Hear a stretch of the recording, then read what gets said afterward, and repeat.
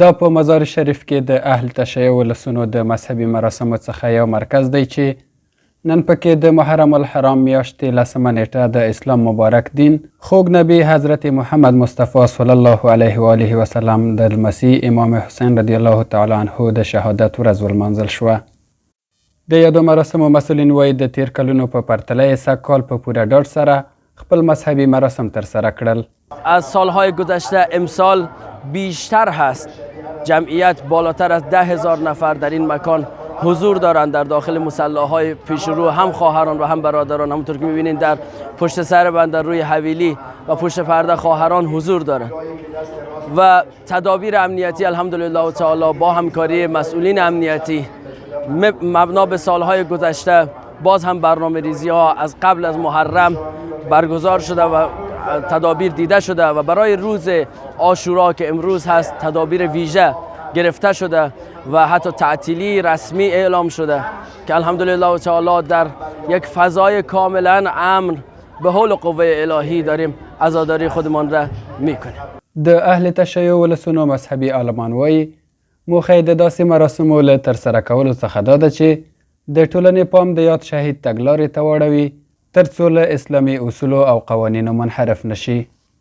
همه ملت، همه مردم باید بدانند که از او اهداف اصلی امام حسین علیه السلام غافل نشوند که چرا امام حسین علیه السلام به شهادت رسید. امام حسین شهید شد که دین خدا زنده بمانه، حجاب زنده بمانه، قرآن زنده بمانه، نماز زنده بمانه. خدا انشالله همه ما را توفیق بده در مسیر اهداف و قیام امام حسین علیه السلام قرار بگیریم.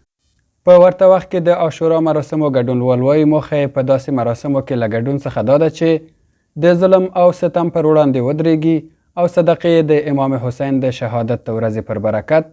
د راتلونکي ژوند لپاره د عفو سبب شي. همونطور که معلوم است خود عاشورا یکی از نمادها یا امو تاریخی است که در جهان اسلام به عنوان تاریخ مقابله با ظلم شده معرفی شده. بنابراین ما هم که اشتراک میکنیم بنا به همه شعائر الهی را زنده بکنیم تا مثلا در مقابل ظلم ایستادگی بکنیم یا در مقابل ظلم تسلیم نشویم و یکی از اهداف بزرگی همین چی هم همین است که همین سیره یا همین راه همیشه تا آخر زنده بمانه و ما هم به همین دلیل اینجا اشتراک کردیم و سهم گرفتیم. چون اینها مقربین خدا هست، در این روز خدا را به خون پاک اینها و مظلومیت اینها قسم می دهیم، نوحه می کنیم، شکوه می کنیم، ناله می کنیم، خیرات می کنیم، نذورات می کنیم به درگاه خداوند متعال تا باشد این خیرات و نذورات ما، این شکوه و زاری و گریه و اشک و سینه زنی ما ذره شمه بر فردای قیامت ما به برکت خون پاک امام حسین به درد ما بخوره. بل لور ته د بلخ ولایت امنیه قومندانۍ مسئولین ډاډ ورکوي چې د محرم د میاشتې په ترڅ کې امنیتي تدابیر لا پیاوړي کړي ترڅو د اهل تشیع ولسونو د مذهبي مراسمو ترسره کولو لپاره کوم امنیتي ګواښ شتون ونه لري. د محرم الحرام د میاشتې په مناسبت سره زموږ ټول اهل تشیع هیوادوال کولی شي چې خپل کوم مذهبي مراسمونه په دغه خاص ورځو کې لري دوی ښه په امنیتي فضا کې ترسره کړي. موږ ټولو بلخ میشتو ولسونو ته خاص کر په دغه ورځو کې اهل تشیع وروڼو ته ویلی سو چې د دوی امنیت زموږ فریضه او وجیبه ده چې موږ به دوی ته په دغه خاص ورځو کې امنیت نیسو او زموږ امنیتي تدابیر الحمدلله په دغه ورځو کې هر قسم چمتوالی لري. شپه ورځ یې پر ځانو باندې یو کړې ده. خپل امنیه قومندان او ټوله پرسونل د امنیه قومندانۍ دغه امنیتي منصوبین چې دی په دغه خاص ورځو کې ډیر کوشش کوي چې د دوی امنیت ښه تأمین کې او ښه په امنیتي فضا کې دوی کوم مذهبي مراسمون لري ویل مانځي. د بلخ ولایت امنیه قومندان الحاج عبدالرازق راشد صاحب